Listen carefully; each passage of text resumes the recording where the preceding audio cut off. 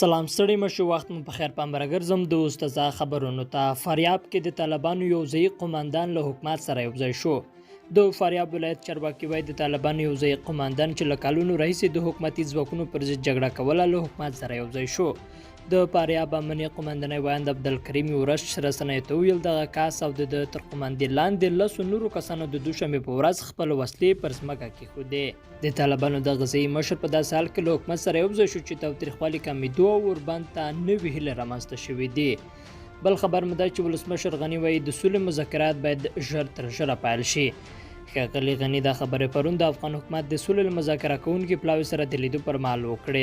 د جمهوریت ریاست د خبرپاڼې پر اساس ولسمشر غني زیاته کړې د 400 طالبه زندانیانو د رخصتي کېدو د فرمان تر لاسلیک وروسته د خلکو تمه ده چې نور باید د دولت او طالبانو ترمنځ د مذاکراتو د پیل لپاره هیڅ بنا او خنډ نه وي.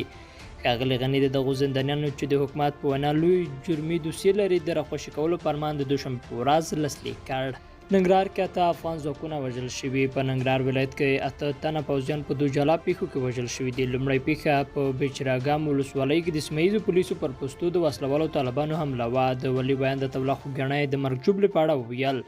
د بیچراګام ولسوالۍ کې ګارخیلو سیمه کې تېره شپه د وسلوالو طالبانو له لوري د سیمه ییزو پولیسو پر پوستو د برید له امله 6 سیمه ییز پولیس شهیدان شوي او 15 نور ټپیان شوي دي.